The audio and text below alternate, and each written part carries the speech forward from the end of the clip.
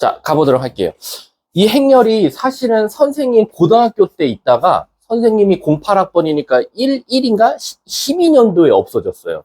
그러다가 갑자기 10몇 년 만에 부활한 단원이다 라고 생각하시면 되고요. 선생님 때는 사실 행렬이 진짜 더 한없이 어려운 것들 되게 많이 나왔는데 사실상 1학년 행렬은 단순 계산밖에 없으니까 공식들만 잘 외우고 개념만 꽉 잡혀 있으면 행렬은 어려운 건 없다 라고 생각하시면 돼요. 자, 이제 행렬 한번 들어가 보도록 할게요. 그럼 이제 행렬이 뭐냐라고 하면 행 플러스 열이죠. 행과 열이 합쳐져서 우리가 나타낸 식을 행렬이라고 한다라는 거야. 근데 여러분들이 아시다시피 애들이 제일 많이 헷갈리는 게 뭐냐면 일단 우리 행렬은 항상 대문자를 씁니다. 우리 수학에서 대문자 쓰는 경우들은 사실 그렇게 많지 않아요. 언제가 대문자 쓰냐면 삼각형에서 각 꼭지점을 나타낼 때 우린 대문자 많이 써요. 그리고 각을 나타낼 때도 대문자를 많이 씁니다. 그럼 선생님, 소문자는 언제 씁니까? 소문자는 대부분 그 각의 맞은편 길이를 의미할 때 우리는 소문자를 많이 씁니다. 등등등. 이처럼 대문자, 소문자가 일단 약속이 되어 있는데 그 중에서 행렬도 대문자를 많이 쓴다라고 생각하시면 되고요. 이것을 우리가 바로 행과 열 이루어진 A, B, C, D 성분을 갖고 있는 우리 저 모양꼴을 우리가 행렬이라고 한다라는 거야.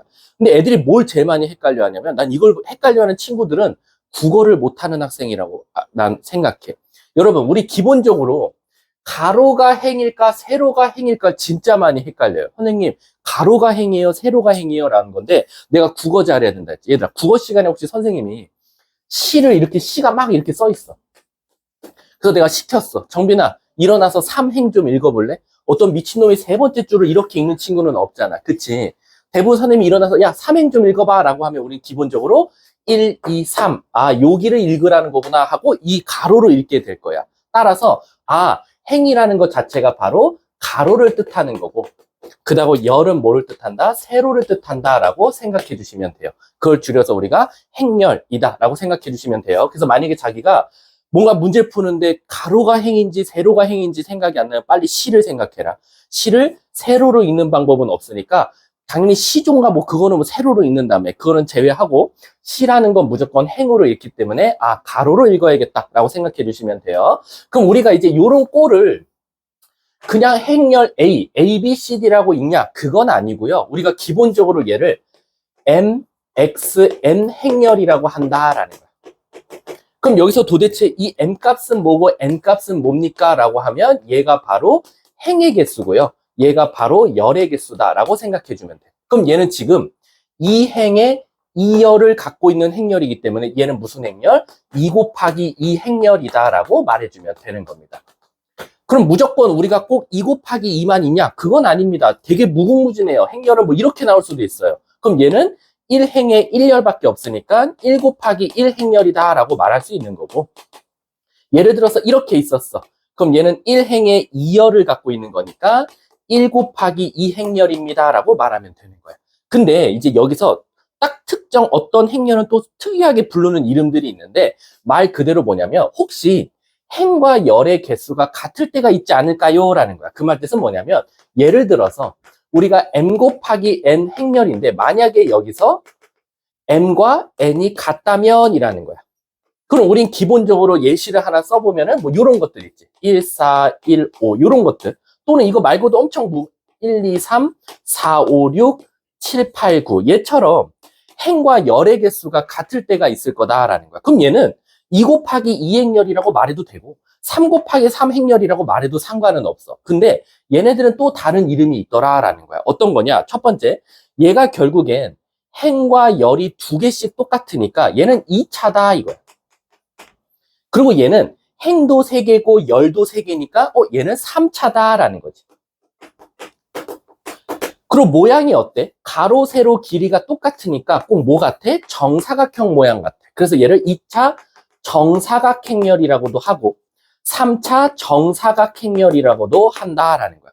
그래서 그냥 단순하게 2차 정사각행렬이라고 시작하는 것들은 머릿속에서 뭘 생각해라? 아, 2차라는 말이 붙었다는 건 행과 열이 똑같은 거니까 얘는 이렇게 모양이 생겼겠구나. 만약에 5차 정사각행렬 나왔다 그러면 행과 열이 다 5개씩이니까 굉장히 많겠지. 이렇게 그리고 이렇게 5개씩 완벽한 정사각형 모양 나오는 거 우리가 따로 이름 부르는 게 있더라라고만 생각하면 돼. 근데 그럼 답은 얘를 2 곱하기 2 행렬 적어야 돼요? 2차 정사각 행렬 적어야 돼요? 뭘 적어야 됩니까? 뭘 적어도 다 답입니다. 상관은 없어요. 그냥 우리가 기본적으로 앞에서 배우는 모든 행렬들은 다 m 곱하기 n 행렬이라고 말해도 되지만 특정 개수가 똑같을 때나 모양이 정사각형 모양 됐을 때 따로 불리는 이름이 있다는 거지 어떤 게 답이다라는 건 없습니다. 자, 그리고 나서 우리가 이 안에 들어가 있는 숫자를 뭐라고 하냐? 얘들아, 꼭 이거 집합 같지 않아? 집합 같아서 이 안에 있는 걸 성분이라고 한다라는 거야. 그래서 여기에 있는 1, 2, 3, 4, 5, 6, 7, 8, 9를 뭐 행렬 B라고 한다면 B 3차 정사각 행렬의 성분들이다라는 거야. 선생님, 그러면 이제 앞으로 선생님이 항상 예시를 들 때 모든 행렬은 다 이렇게 뭔가 ABC들을 이용해서 나타내야 되나요? 라는 거야. 그건 아니야. 그렇게 따지면 얘들아, 알파벳도 전체적으로 개수가 정해져 있으니까 정말 큰 행렬은 그 알파벳을 넘어갈 수도 있잖아. A부터 시작해서 Z까지. 그럼 그 이상은 어떻게 나타내죠? 라고 해서 행렬은 어떻게 이제 표현을 하게 되냐면 여기가 엄밀히 따지면 1행의 1열칸이고 예를 들어서 이제 2차 정사각 행렬을 예시 들어볼게. 여기는 2행의 1열 원소이고 성분이고 여기는 1행의 2열 성분이고 여기는 2행의 2열 성분이기 때문에 걔를 어떻게 하면 간단하게 나타낼까라고 했더니 여러분 아까 우리 약속이 있다 그랬지. 삼각형에서 각 꼭지점은 대문자로 쓰되 맞은편 변의 길이는 뭐라고 쓴다? 소문자라고 쓰듯이 얘도 앞에 행렬이 대문자를 쓰면 원소들은 소문자 쓰는 게 약속이야. 근데 이게 책에 써 있는 건 아니고 암묵적인 약속이야. 그렇기 때문에 여기를 어떻게 쓰냐면 얘는 행렬 A. 그럼 소문자 쓰면 되겠다. 소문자 A에 1행의 1열 원소네. 그래서 1, 1이라고 쓴다라는 거야. 그럼 여기는 1행의 2열 원소니까 A1, 2. 여기는 2행의 1열 원소니까 2, 1. 여기는 2행의 2열이니까 A2, 2라고 쓴다라는 거지. 그래서 이제 내가 여러분들한테 이렇게 물어볼 수도 있어. A, IJ 행렬을 말하시오라고 나올 수가 있어.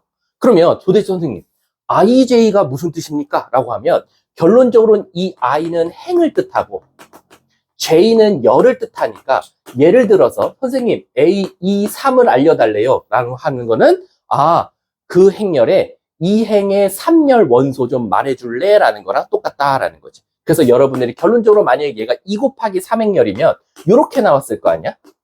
이게 2 곱하기 3행렬이니까 2행의 3열 원소요. 얘를 바로 답으로 말하면 되겠다라고 생각해 주시면 됩니다. 아셨죠? 자, 한번 우리 개념 프린트도 한번 같이 읽어볼게요. 자, 행렬과 성분 한번 같이 읽어볼게요. 옆에 친구 졸면 깨우지 마. 자, 여러 개의 수 또는 문자를 직사각형 모양으로 배열하고 괄호로 묶어 놓은 것을 행렬이라고 하고 그 안에 있는 수 또는 문자를 그 행렬의 성분이라고 한다라는 거지. 그래서 가로를 행, 세로를 열이라고 말해주면 되고요. 밑에 보시면 m 곱하기 n 행렬과 정사각 행렬이라고 되어 있는데 특히 행의 개수가 열의 개수와 같은 행렬을 정사각 행렬이라고 하고 행과 열의 개수가 모두 n 값이 나왔을 때는 n차 정사각 행렬이라고 불러도 된다라는 겁니다. 아셨죠? 그래서 옆에 보시면 그걸 나타내는 방법은 AIJ를 이용해서 나타낸다라는 거야. 그래서 여러분들이 만약에 이런 문제들이 많이 나올 거야. 첫 줄에 갑자기 뜬금없이 2차 정사각 행렬 이렇게 시작할 거야. 그래놓고 AIJ 나왔어. 그러면 너네들은 안 알려줘도 이 I에는 최대값 1부터 2까지밖에 못 들어가고 J에도 1부터 2까지밖에 못 들어간다는 게 암묵적인 약속이다. 왜? 2차라는 건 결국 행과 열의 개수가 두 개일 수밖에 없기 때문이다라는 거야. 이해하셨죠? 그렇기 때문에 여러분, 그런데 선생님 이건 항상 IJ로 나옵니까? 그건 아니야. 갑자기 뜬금없이 그냥 이상하게 A 이름 아무거나 써볼까? 정빈 룸 이렇게 나올 수도 있어. 그럼 이제 우리가 흔히 말하는 얘가 만약에 3차 정사각 행렬이라고 하면 정빈에는 몇부터? 1부터 3까지밖에 못 들어가고 룸에도 1부터 3까지밖에 못 들어간다 라고 생각해 주시면 돼요. 근데 이제 얘는 내가 지금 자꾸 정사각이라고 했으니까 같은 숫자가 들어가지만 만약에 행과 열의 개수가 다를 때는 문제에서 힌트를 줄 거야. AIJ는 해놓고 갑자기 I에는 1, 2, 그 다음에 J에는 1, 2, 3 이렇게 나오면 아 얘는 2 곱하기 3행렬이구나 라고 하고 여러분이 바로바로 식을 만들어주면 되겠다 라고 생각해 주시면 됩니다. 아셨죠? 그거에 대한 내용이 1페이지에 써 있었다 라고 생각하시면 됩니다. 자, 뒷장 한번 넘어가 볼게요. 자, 선생님 그러면 두 행렬이 같은 행렬도 있겠네요 라는 거야. 그걸 우리 소단원명으로 서로 같은 행렬이다 라는 거야. 근데 나는 이 서로 같은 행렬을 설명할 땐 항상 뭐부터 먼저 설명하냐면 복소수부터 설명해. 우리 복소수에 보면 A 플러스 BI와 C 플러스 DI가 같은 복소수래. 그럼 이게 같은 복소수라는 건 결국 무슨 뜻이야? 실수 부분끼리 같으면 되고 허수 부분끼리 같으면 되지 않겠냐라는 거야. 우리가 마음대로 실수 부분과 허수 부분, 허수 부분과 실수 부분을 따지는 게 아니라 각자의 위치에 있는 숫자끼리 같을 때 우리는 서로 같은 복소수라고 말했다라는 거지. 그 말 뜻은 즉 서로 같은 행렬이라는 건 A 행렬이 예를 들어서 A11, A12, A21, A22라는 2차 정사각 행렬이 있었고 B라는 행렬은 B11, B12, B21, B22라는 행렬이 있었다 이거야. 근데 갑자기 뜬금없이 A와 B 행렬이 서로 어떻다? 같은 행렬일 때라고 나온 거야. 그럼 애들이 제일 착각하는 게 뭐냐면 요 안에 같은 원소만 있으면 같은 행렬인가요? 라는 거지. 그게 아니라 자 예를 들어서 1, 0, 0, 1이고 0, 1, 1, 0이라고 하면 원소는 0, 1밖에 없어. 원소는 0, 1밖에 없어. 그럼 얘는 둘이 같은 행렬입니까? 그건 아니다라는 거지. 그게 아니라 말 그대로 같은 행에 같은 열에 있는 원소끼리 어때야 된다? 같아야 된다. 즉 A11과 B11이 같아야 되고 A12와 B12, A22과 B21, A22와 B22가 서로 다 어떨 때? 같을 때 우리는 비로소 같은 행렬이라고 말할 수 있다라고 생각해 주시면 됩니다. 아셨죠? 어떻게 보면 항등식과 똑같다라고 생각해 주시면 됩니다. 그거에 대한 내용이 지금 맨 윗줄에 써 있다라고 생각하시면 돼요. 밑에 참고만 읽어볼게요. 참고 두 번째 읽어보면 두 행렬 A, B가 서로 다른 꼴이거나 같은 꼴이지만 대응하는 성분끼리 서로 다른 것이 있을 때는 우리는 다른 행렬이다라는 건데 여기서 중요한 게 뭐냐면 꼴이라는 단어가 계속 나올 거야 이제 앞으로. 우리 행렬에서는 이 꼴이 굉장히 중요해. 이 꼴이라는 게 뭐냐면 말 그대로 m 곱하기 n 값이 모양이 똑같냐라는 걸 뜻하니까 만약에 A와 B 행렬이 같은 꼴이다 라고 하면 단순히 얘도 m 곱하기 n이고 얘도 m 곱하기 n까지만 생각해 줘야 되지 그 안에 있는 원소를 모른다. 여기서 같은 꼴은 원소끼리 같은 건 아니야. 말 그대로 m 곱하기 n 요것만 모양이 같은 거지 그 안에 들어간 원소까지 같은 건 아니니까 오해하지 말자. 왜? 애들이 가끔 가다가 A, B가 같은 꼴일 때라고 하면 자기도 모르게 A, B는 같은 원소인 줄 알고 이렇게 쓰는 경우가 되게 많아. 행렬에서는 이렇게 쓰면 무조건 틀려요. 행렬은 이렇게 썼다라는 건 A와 B가 같은 꼴이면서 같은 원소가 들어갔다는 거니까 절대 이렇게 표현하면 안 된다라고 생각하시면 됩니다. 자, 이제부터 여기까지가 가장 기본적인 행렬에 대한 개념이고요. 이제 이걸 이용해서 한번 사칙연산을 한번 들어가 보도록 할게요. 빠르니 얘들아? 자기 혹시 행렬 처음 들어본다. 한놈, 두식이, 석삼, 세 마리밖에 없어. 그래도 한 번씩은 우리 겨울방학에 다 들었었죠. 들었어야 하고요. 자, 한번 가보도록 할게. 최대한 천천히 꼼꼼하게 나가줄게. 자, 일단 행렬은 사칙연산이 있긴 있어요. 근데 사칙연산은 아니에요. 사칙연산은 더하기, 빼기, 곱하기, 나누기가 4개다. 그래서 4개의 법칙으로 이루어진 연산을 줄여서 사칙연산이라는데 사실 행렬은 삼칙연산이에요. 무슨 뜻이냐? 더하기, 빼기, 곱하기만 있다라고 생각하시면 돼요. 여기서 솔직히 말하면 더하기, 빼기는 솔직히 쉬워요. 근데 이제 문제는 뭐냐면 이 곱하기 때문에 모든 문제가 발생해요. 이 곱하기 때문에 행렬 이 개념이 이렇게 많아지는 거야. 사실 더하기, 빼기면 어디까지만 가면 3페이지까지만 가면 돼요. 근데 4, 5, 6, 7페이지가 뭐냐면 다 곱하기 때문에 발생하는 일들이다 라고 생각하시면 돼요. 자, 그럼 한번 더하기부터 한번 가볼게요. 일단 기본적으로 우리가 A 행렬을 선생님이 그냥 단순하게 이렇게 쓸게요. 그리고 B 행렬을 PQRS라고 써볼게요. 자, 우리가 이 두 행렬을 더할 겁니다. A 더하기 B. 그럼 더해보면 말 그대로 우리 복소수에서 실수 부분끼리 허수 부분끼리 더하듯이 얘도 같은 원소끼리만 더해야 돼요. 따라서 A 더하기 P만 더하고 B 더하기 Q, C 더하기 R, D 더하기 S, 즉 같은 행과 같은 열에 있는 문자끼리만 더해야 사칙연산이 통한다 라고 생각해 주시면 돼요. 근데 이걸 쓰고 보니까 이거 모르는 친구들 없어요? 근데 자, 이걸 쓰고 본 다음에 어떤 생각을 해보냐면, 선생님 그러면 저 B 더하기 A도 한번 구해볼게요. 여기서 여길 더해볼게요 라고 써봤더니 P 더하기 A, Q 더하기 B, R 더하기 C, S 더하기 D가 나오더라 라는 거야. 근데 더하고 보니까 재미난 게 결론적으로는 같은 원소끼리 행과 열에 있는 성분끼리 똑같으니까 A 더하기 B와 B 더하기 A는 어떻다? 같더라 라는 거야.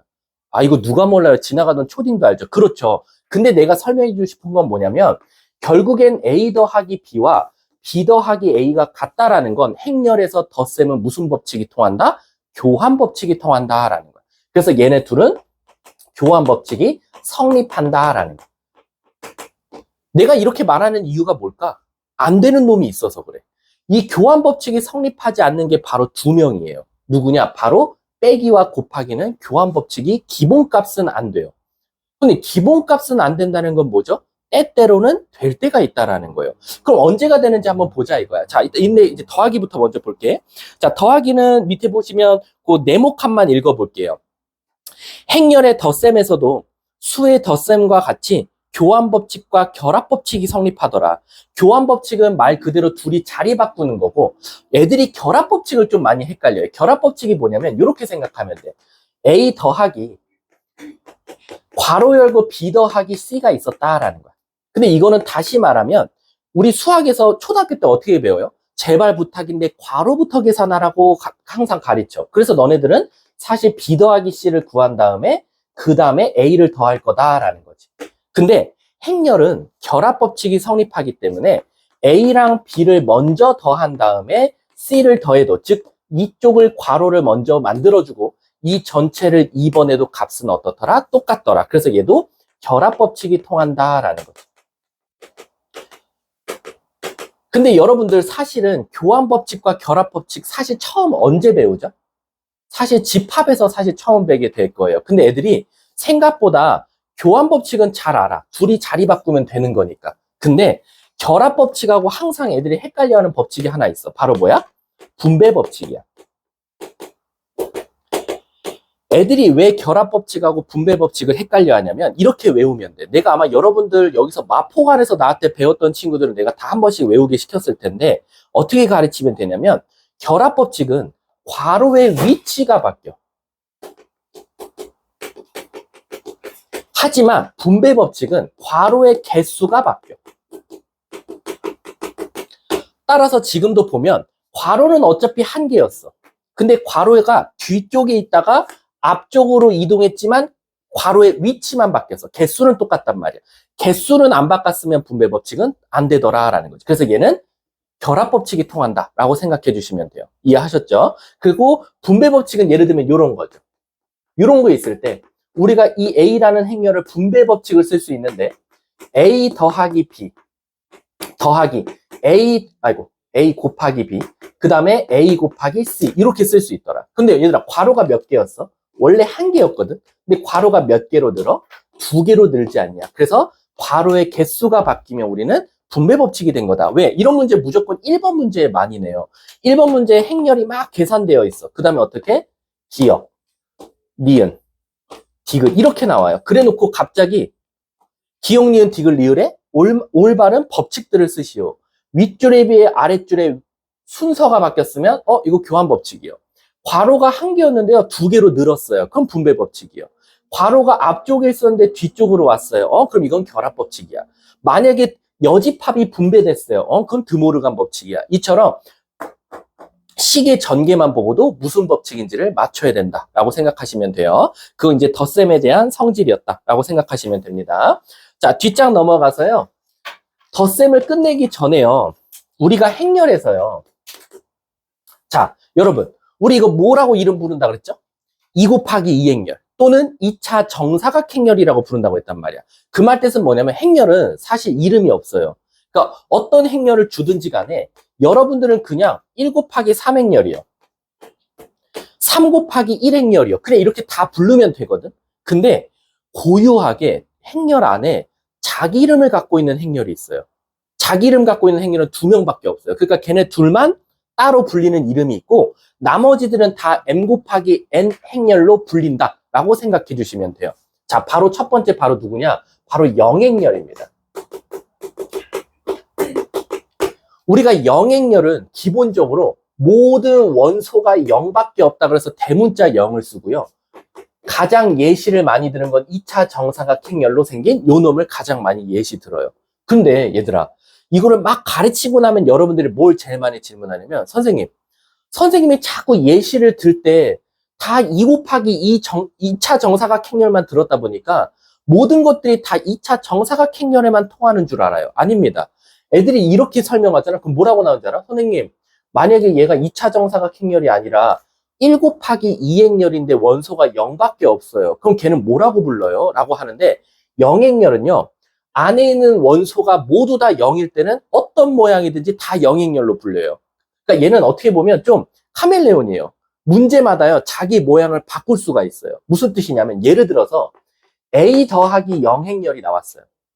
근데 이 A가요. 이 2차 정사각행렬이에요.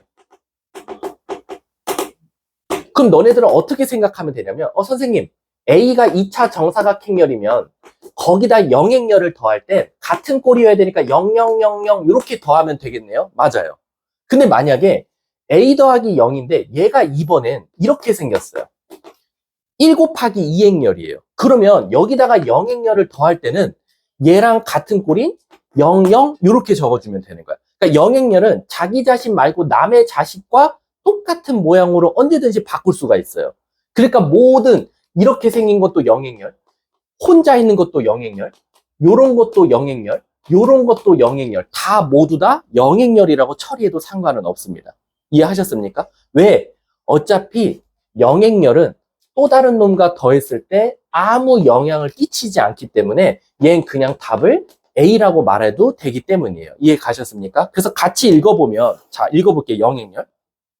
성분이 0인 행렬을 영행렬이라고 한다.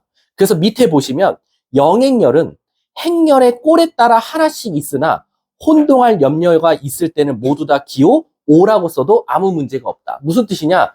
요 앞에가 어떤 모양이냐에 따라서 얘가 모양이 달라질 텐데 그럴 땐 겁내지 말고 그냥 얘는 영행렬이다 라고 생각하고 문제 풀면 된다는 거지 굳이 원소로 바꾸어서 풀 필요까지는 없다 라고 생각하시면 됩니다. 아셨죠? 자, 밑에 이제 행렬의 뺄셈 한번 가보도록 할게요. 이 뺄셈이 이제 아이들이 제일 많이 실수하는 거 내가 딱 보여드릴게요. 너네들도 처음 들으면 왜요 선생님 그게 왜 틀리죠? 라는 말을 할 거야. 바로 뭐냐면 거기 밑에 리마커 어디니? 어디서? 여기 써 있어야 되는데. 내가 어디다 써놨을 텐데. 어디니? 여기 있다. 리마커 1 봐봐. 리마커 1 보면 뭐라고 써 있죠? 행렬의 뺄셈에서 대하여 교환 법칙과 결합 법칙은 일반적으로 성립하지 않는다. 이게 애들이 멘붕이 와요. 아니, 선생님, 왜요? 둘이 더한 건 A 더하기 B나 B 더하기 A나 똑같은데 왜 빼기에서는 A 빼기 B와 B 빼기 A가 성립하지 않아요. 교환 법칙이 성립하지 않는다는 거야. 선생님 왜요? 내가 예시 한번 들어볼게. A를 ABCD라고 두고 B를 PQRS라고 둬볼게. 그럼 요거 빼보면 A 빼기 P, B 빼기 Q, C 빼기 R, D 빼기 S일 거야. 근데 이제 암산해볼게. 한번 B 빼기 A를 여기서 여기 한번 빼면 무슨 일이 일어나냐? P 빼기 A, Q 빼기 B, R 빼기 C, 그 다음에 S 빼기 D가 나오는데 어떻게 보면 뭔가 같은 원소처럼 보이지만 문제가 뭐다? 얘와 얘는 자칫 잘못하다가 부호가 반대가 될 수도 있다는 거지. 얘가 1인데 얘는 마이너스 1, 얘가 마이너스 5인데 얘가 5 나올 수도 있기 때문에 기본값은 일단 둘은 무조건 다르다라는 거야. 근데 그러면 빼기는 일단 교환 법칙이 성립하지 않겠네요. 네, 교환 법칙이 성립할 수가 없어요. 근데 교환 법칙이 성립하지 않는다라는 건 엄밀히 따지면 먼저 계산해서도 안 된다라는 거지. 왜? 얘랑 얘랑 더해서 엄청 큰 수가 나오면 자칫 잘못하다가 예를 들어서 이런 문제가 나왔다 칠게. A 빼기 B 더하기 C가 나왔어. 근데 어떤 친구들은 이렇게 생각한단 말이야. 이렇게. 그럼 자칫 잘못하다가는 이 더한 값과 A를 뺀 값이랑 A 빼기 B랑 이 C를 뺀 값 또한 부호가 어떻게 나온다? 반대가 나올 수도 있다라는 거야. 그래서 우리가 기본적으로 얘네도 성립하지 않는다라는 거야. 근데 얘들아, 잘 봐봐.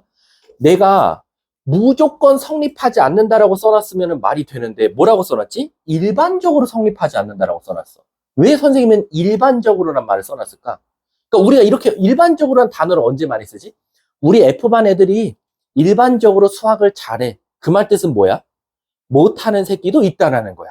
그치? 그럼 이거는 일반적으로 교환법칙하고 결합법칙은 빼기는 안 통해. 그 말 뜻은 뭐야? 통할 때가 있다라는 거야. 그럼 언제 통하고 언제 통하지 않는 것만 구분을 지어서 머릿속에 넣어놓으면 되는데 언제냐? 이렇게 되면 또 빼기가 교환법칙이 성립해. 뭐냐? 빼기에서 예외가 될 때야. 빼기에서 예외가 될 때. 자, A 빼기 B가 있었어. 근데 우리가 교환이라고 하면 자꾸 요 문자만 이렇게 바꾸려고만 해. 근데 우리 그렇게 생각하지 말고 어떻게 생각하냐면 형님 A 요렇게 생각해보자 이거야. 요렇게. A 더하기 마이너스 B라고.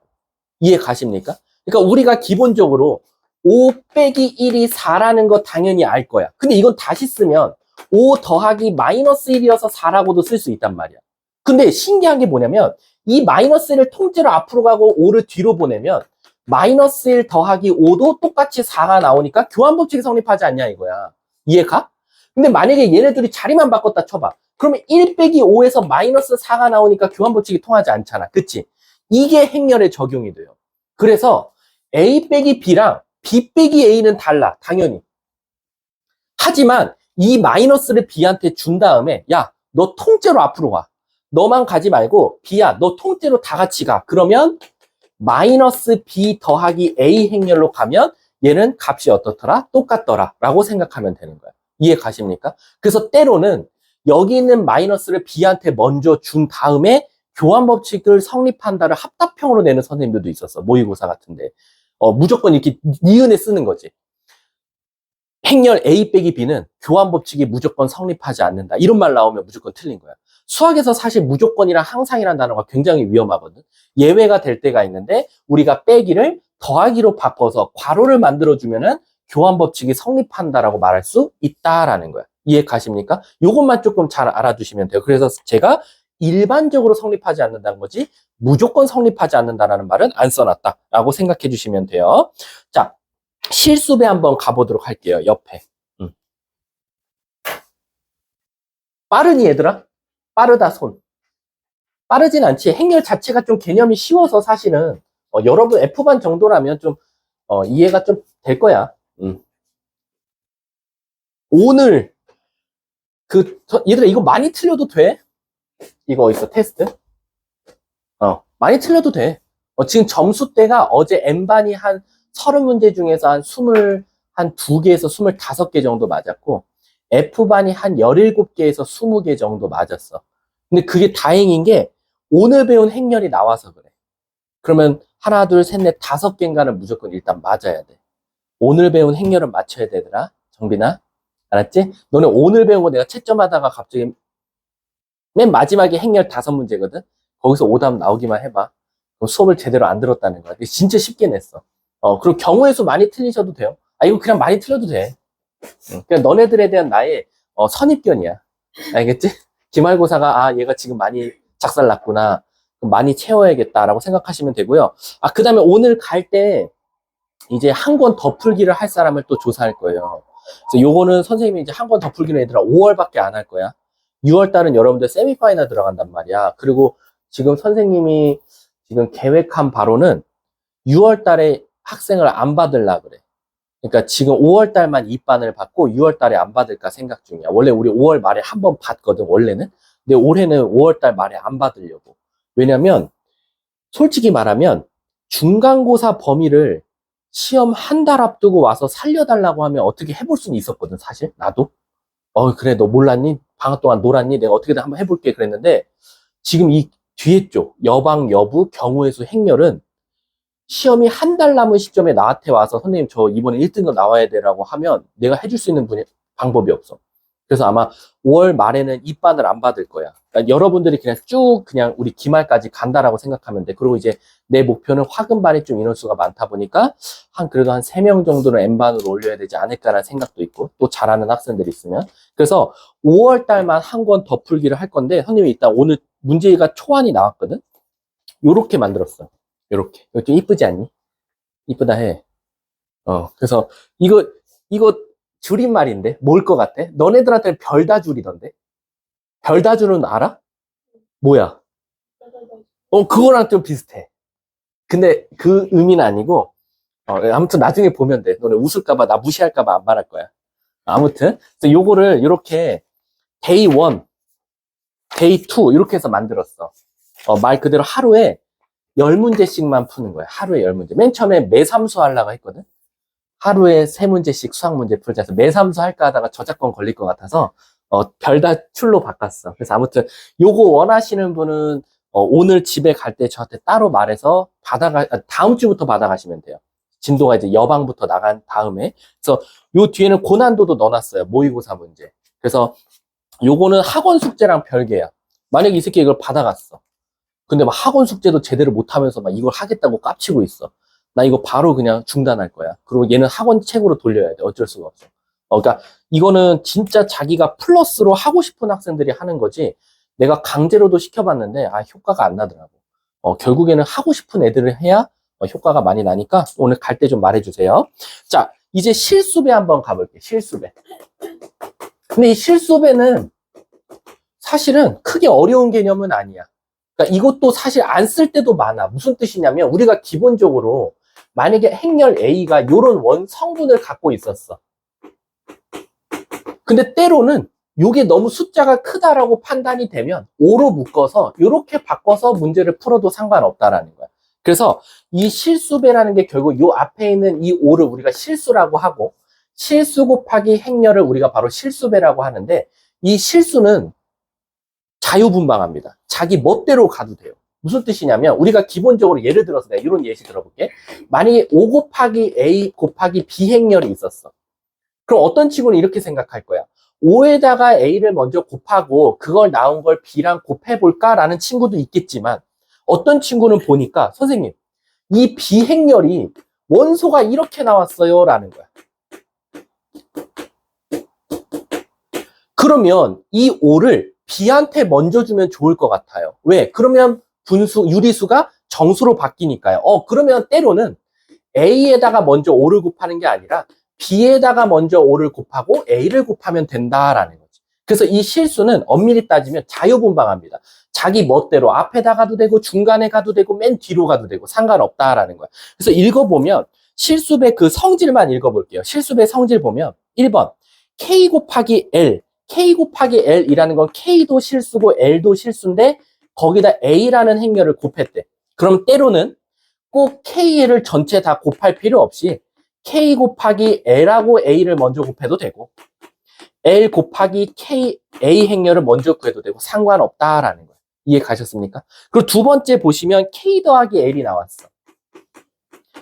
거기다 A 행렬을 곱하래. 그럼 엄밀히 따지면 뭔가 얘가 분배될 것 같지? 맞아요. 근데 분배될 때 상관없다 이거야. 이렇게. 앞에다 곱하든 뒤에다 곱하든 그냥 하나씩만 정확하게 분배해주면 된다라는 거지.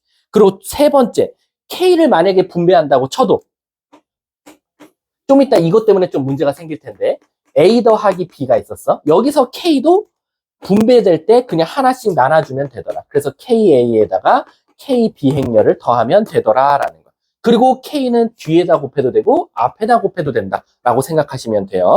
그거에 대한 내용이 이렇게 써있다라고 생각하시면 돼요. 자, 곱셈 간단하게 하고 쉬는 시간 드리도록 할게요. 자, 여기부터가 문제예요. 이제 이 곱셈이 왜 그러냐면요. 개념도 개념인데 공식을 못 외워요. 공식을 엄청 헷갈려 해요. 그래서 보시면 제가 예시를 만들어 놨어요. PQ 문방구에 공책, 연필, 지우개가 파는 금액이고 옆에는 갑과 을이 공책, 연필, 지우개를 몇 개씩 살 건지를 표를 만들어 놨어. 그럼 지금 보시면 표는 안 그릴 테니까 여러분들 개념 프린트 보세요. 저는 이거를 한번 행렬로 나타내면 이렇게 쓸 수 있다라는 거지. P 문방구에서는 300인가요? 350, 150, 그 다음 100 이렇게 쓸 수 있고, 그 다음에 300, 그 다음에 130, 90이라고 쓸 수 있다. 이게 지금 뭐죠? P 문방구와 Q 문방구에서 공책, 연필, 지우개가 파는 금액이야. 그리고 갑과 을은 몇 개씩 살 거냐면 3, 4, 2 그리고 4, 2, 3개씩 살 거야. 그럼 내가 너네들한테 물어보자 이거지. 갑이 여기가 갑이지. 갑이 공책, 연필, 지우개를 P 문방구에서 살 거면 드는 총 비용을 어떻게 구하지? 누마 어떻게 구할 거야? 갑이 연필, 지우개, 아니지. 공책이었나? 공책, 연필, 지우개를 P 문방구에서 살 거야. 총 드는 비용 구하라 그러면 어떻게 구할 거야? 그치. 나는 공책을 350원짜리를 3개 살 거고. 그치. 4개 살 거고. 그리고 이렇게 살 거다라는 거지. 지금 보시면 여러분들이 순차적으로 곱했어. 요렇게, 요렇게, 요렇게. 이해가? 그 다음 을이 P 문방구에서 살 거면 요렇게, 요렇게, 요렇게 곱할 거고. 다시 갑이 Q 문방구에서 사면 요렇게. 을이 Q 문방구에서 사면 요렇게 곱해서 더할 거지. 그게 바로 지금 두 행렬을 곱한 거나 마찬가지다라고 생각해 주면 되는 거야. 근데 이제 문제가 뭐냐면 이건 알겠다 이거야. 이런 순서대로 구하는 방법은 알겠는데 근데 그럼 곱하기는 아무 행렬과 아무 행렬을 곱하면 되냐? 안 돼요. 그래서 문제예요. 우리 더하기 빼기는 있잖아요. 아까 내가 뭐라 그랬죠? 더하기 빼기는 언제 쓸 수 있냐면 같은 꼴이어야 돼요. 여기서 말하는 같은 꼴은 뭐? m 곱하기 n이 항상 같아야 됩니다. 1 곱하기 2와 2 곱하기 1은 더할 수가 없어요. 근데 곱셈은요, 돼요. 근데 또 다 되는 건 아니야. 내가 한번 예시를 들 테니까 여기 되는 것과 안 되는 걸 써볼게. 자, 이런 건 됩니다. 이건 당연하죠. 같은 꼴이니까. 자, 얘도 될 거예요. 자, 또 되는 거 써볼게요. 요거 됩니다. 요거 돼요. 안 되는 거 써볼게요. 요런 거 안 돼요. 이런 것도 안 됩니다. 안 돼요. 선생님, 왜 안 되죠? 왜 되는 것과 안 되는 것의 한번 차이점을 한번 여러분들이 보자 이거야. 지금 잘 보니까, 선생님, 얘와 얘, 그러니까 같은 걸 써볼게. 여기서 요 세 번째 거를 한번 써볼게, 내가. 요렇게 바꿔볼게. 요거 안 돼요. 왜 안 되냐는 거야. 얘는 되고 얘는 안 되는데. 근데 차이점을 보니까 2 곱하기 3, 3 곱하기 2, 앞에 행렬의 뭐와 열과 뒤에 행렬의 행이 어때요? 같아요. 보니까 위에 것도 같아요. 위에 보니까 여기도 같아요. 얘도 같아요. 근데 얘를 보니까 2, 1 안 같아요. 5, 2 안 같아요. 3, 2 안 같아요. 지금 보니까 앞에 거의 열과 뒤에 거의 행을 숫자가 어떠니까 같으니까 곱하기가 통하고요. 다르니까 안 되죠. 그래서 얘는 기본적으로 우리가 A 행렬과 B 행렬을 곱했을 때 성립하려면 얘가 바로 M 곱하기 N 행렬이라면 얘는 N 곱하기 S 행렬로 이 앞에 거의 행과 열이 서로 같아야지만이 곱하기가 되더라라는 거예요. 그리고 그게 곱하기가 돼서 살아남은 게 누구냐? 우리는 이제 속어 형태로 이루어진다. 끌어안고 죽어요. 그래서 누구만 남냐? 1 곱하기 1행렬. 이제 이쪽은 안 되니까 버릴게요. 이쪽은 결국 누가 살아남냐? 1 곱하기 1행렬이 남는다. 여기는 2 곱하기 2행렬이 남고요. 여기는 2 곱하기 2행렬이 남고요. 여기는 1 곱하기 5행렬이 남더라라는 거예요. 그래서 여러분들이 곱하기 할 때는요. 마지막에 살아남을 놈이 어떻게 생겼는지를 알고 곱하셔야 돼요. 바보처럼 A행렬, B행렬 곱하는데 그냥 드립다 곱하는 게 아니라 빨리 밑에다 쓰세요. 얘 2 곱하기 3이네? 얘 3 곱하기 1이네? 둘이 곱하래. 속어. 답이 2 곱하기 1행렬 나와야 돼. 그래서 여러분들이 여기서 계산할 때 멍청이처럼 갑자기 3 곱하기 1을 만든다든가 1 곱하기 1을 만든다든가 그게 아니라 2 곱하기 1 행렬이 나오도록 숫자를 적어줘야 된다 라고 생각해 주시면 돼요. 이걸 만족하지 않으면 곱하기는 성립할 수가 없습니다. 근데 이렇게 설명하면 또 개나 소나 다 알았어요 라고 할 텐데 얘들아 정빈아 딴 데 보면 정빈이래 저기 서윤아 딴 데 보면 안 되지. 땅에 뭐 있어? 행렬 있어? 죽는다 너네 진짜. 야 우리 너네 여행 안 갔다 왔니? 안 갔어? 집에만 있었어? 너네 지금 며칠째 노는 거야? 잠깐만 저번 주 목요일 날 놀았어 안 놀았어? 아 아니지 저번 주 금요일 날 시험 끝났지. 그럼 금요일 날 놀았고 토요일 날 놀았고 일요일 날 놀았고 월요일 날 놀았네. 와 그리고 오늘 학원 왔고 나 봐봐 수요일 날 수업 있었고 목금은 없었어. 근데 나는 아시다시피 나 핸드폰 터질 뻔했어. 엄마들하고 아마 상담했을 거야 내가 미친 듯이. 핸드폰 통화하고 하루에 내가 총 학생 수가 23명이었거든. 얘들아 23명을 10분씩 해봐. 230분이야. 나 한 3시간, 4시간 동안 엄마랑 통화했어. 나중에 통화하고 나면 이름도 헷갈려. 누구 엄마랑 통화했지? 헷갈릴 때도 있었단 말이야. 그래서 내가 아시다시피 전 다 녹음합니다. 제 통화는 다 녹음되어 있어요. 틀어드릴까요? 서연아, 엄마랑 통화한 거 들려줄까? 아무튼. 야, 지금 놀다 왔으면서, 어제 어린이날 뭐 했어? 어린이날, 너네 어린이니? 아니지. 법적인 어린이가 내가 알기로 중학생 아니야? 고등학생이야? 아, 몰라? 어제 그래서 내가 월목반 애들은 어린이날 선물을 줬어. 너네들은 오늘은 아니, 오늘 무슨 날이야? 부처님 오신 날 아니잖아. 오늘 뭐지? 아무것도 아니야? 어버이날이 언제야? 5월 8일. 오늘 왜 대체 공휴일이야? 그냥 쉬라고 하니까 쉰 거야? 응, 그래. 자, 가볼게. 자, 이제 얘 봐봐. 잘 봐. 선생님. 그러면 제가 하나 좀 의문점이 드는 게 있는데, 만약에 선생님이 아까요, 2 곱하기 3이랑 4 곱하기 2랑 곱하는 거 안 된다고 하셨잖아요. 그러면 저는 좀 이런 생각을 한번 해볼게요. 얘네 둘이요, 자리 좀 바꿔보면 안 될까요? 그래서 여기다 4 곱하기 2를 하고요. 2 곱하기 3을 하면요. 여기랑 여기랑 똑같네요, 선생님. 그럼 얘가 없어지니까 4 곱하기 3행렬이 나오겠네요. 자, 틀린 말은 아니야. 왜? 아니, 말 그대로 자리를 바꿨고 계산이 잘 된 거잖아. 내가 이 답이 틀렸다는 건 아니고, 얘들아. 얘는 계산이 됐어요, 안 됐어요? 근데 자리 바꿔서 계산이 됐죠. 그럼 우린 가장 기본적인 거 물어볼게. 그럼 얘네 둘은 같은 거예요?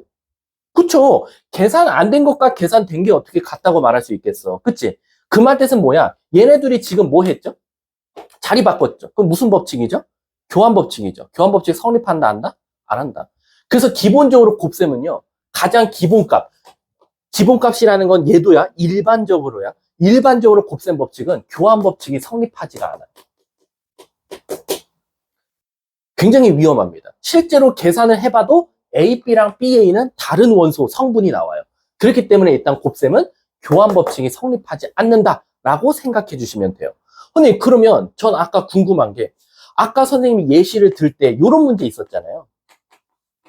그러면 얘가 이렇게 곱해질 텐데 분배해서, 그럼 얘 다시 쓰면 AB 더하기 AC라고 쓸 건데, 그러면 제가 모르고 자칫 잘못해가지고 어차피 A 곱하고 B 곱하나 B 곱하고 A 곱하나 똑같다고 생각하여 이렇게 써버리면 얘네 둘은 같은 거다 아니다? 다른 거더라 라는 거야. 그 말 뜻은 뭘 내포하고 있냐? 행렬에서 곱셈은 뭐가 중요하다? 위치가 중요해요. 방향이 중요합니다. 무슨 뜻이냐? A를 왼쪽에서 곱하냐 오른쪽에서 곱하냐에 따라서 전혀 다른 값이 나온다라는 거야.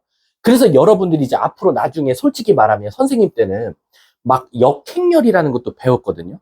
우리 역함수라고 하는 거랑 똑같아요. 행렬도 역행렬이라는 게 존재하는데 여러분들은 안 배워요.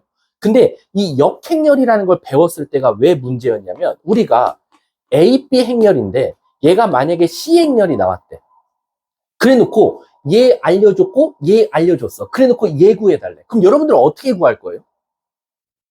저라면, 제가 고등학생 때라면 저는 어떻게 배웠냐면, 야, 얘만 없어지면 되잖아. 네.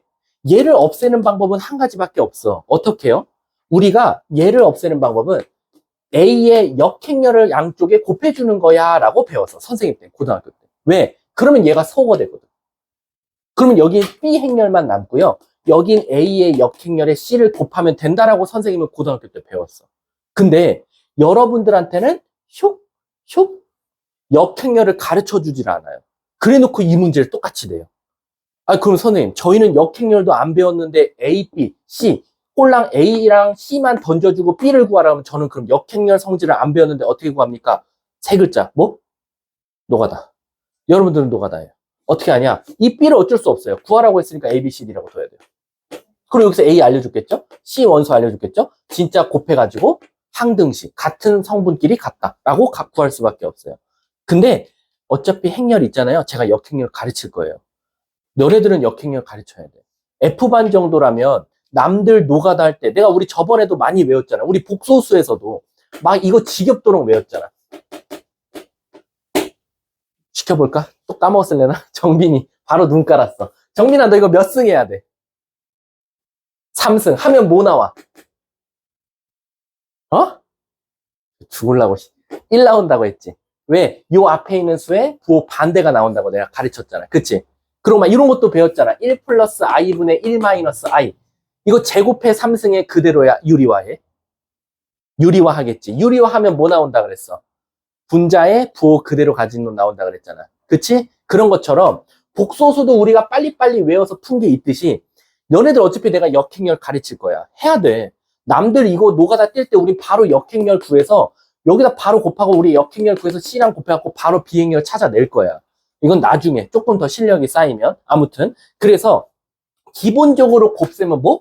교환 법칙이 성립하지 않으니까 A를 왼쪽에서 곱하는 것과 오른쪽에서 곱하는 건 다르다라는 게 머릿속에 박혀 있으면 돼요. 이해하셨죠? 자, 그럼 이제 본격적인 요것만 하고 쉬는 시간 줄게. 곱셈 공식만 알려주고 잠깐 쉬는 시간 드리도록 할게요. 자, 갑니다. 잘 따라오세요. 너네 이거 헷갈린다. 2차 정사각행렬로 예시 들게. A11, A12, A21, A22 와 B, B11, B12, B21, B22 두 행렬을 곱해 볼게요. A가 왼쪽에 있습니다. 그럼 쓸 때도 항상 왼쪽에 써야 되고 오른쪽에 써야 됩니다. 자기 깐에는 그냥 빨리빨리 한다고 얘랑 얘랑 순서 바꾸면 안 돼요. 교환 법칙이 성립하지 않으니까. 자, 그럼 이제 아까 선생님이 예시 든 거 있죠.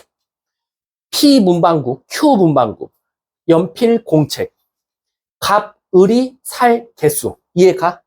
자, 아까 우리 어떻게 구했냐면 갑이 P 문방구에서 살려면 어떻게 했어? 얘를 이만큼, 얘를 이만큼 했지. 그 공식을 그대로 써주시면 돼요. 갑니다. A11, B11 더하기 A12, B21 이렇게 써주면 돼요. 이해가? 이만큼, 이만큼. 자, 그 다음 을이 P 문방구에서 살 거야. 어떻게 돼? A11, B12, A12, B22 이렇게 해주면 되겠지. 갑이 Q 문방구 A21, B11, A22, B21 을이 Q 문방구 A21, B12, A22, B22 제가 왜 이렇게 하냐면요. 생각보다요, 자기 곱셈 공식 까먹는 친구들 많아요. 순서 엄청 헷갈릴 거예요. 많이 연습이 안 된 상태라면. 그때 선생님이 찾아낸 게 애들이 PQ 문방구랑 갑, 을로 따지면 내가 갑이 이만큼을 여기 문방구에서 살 거야 하면 그걸 또 잘하더라고. 제가 드는 비용이 이렇게 들지 않을까요? 그래서 제가 갑, 을이랑 문방구를 예시를 처음에 들어오는 이유가 혹시 나중에 학교 시험장에서 막 덜덜덜 떨다 보면 행렬 곱셈 공식 생각 안 나요. 그때는 빨리 갑과 을을 표시해서 나타내자라고 생각하시면 돼요. 우리 하나만 예시하고 끝낼게요. 자, 1 곱하기 2로 가볼게요. 2, 4 곱하기. 그 다음에 얘들아, 얘가 1 곱하기 2행렬이니까 여기 최소한 뭐로 시작해야 돼? 2 곱하기로 시작해야겠지? 여기를 만약에 A, B, C, D 2 곱하기 2행렬로 가볼게. 그럼 함부로 계산하지 말라 그랬어. 우선 밑에다가 1 곱하기 2행렬 2 곱하기 2행렬이니까 없어져서 답은 1 곱하기 2행렬이 나와야 되네요. 라고 생각하면 되겠지? 자, 한번 답 써볼까? 을, P. 갑, P 문방구. 2A 더하기 4C. 그리고 2B 더하기 4D라고 써주면 되겠지. 1 곱하기 2 행렬. 맞지? 이거를 만약에 미리 안 하고 시작하면 세로로 쓰는 친구들 진짜 많아요. 자기도 모르게. 그냥 뭔가 쓰면 그 다음 줄에 써야겠다는 생각이. 그게 아니라 얘부터 먼저 찾고 시작하면 여기 쓰면 자동적으로 여기로 넘어가야겠구나 라는 게 보이는 거야. 이해 가십니까? 자, 지금 57분이거든요. 5분까지 쉴게요. 수고하셨습니다.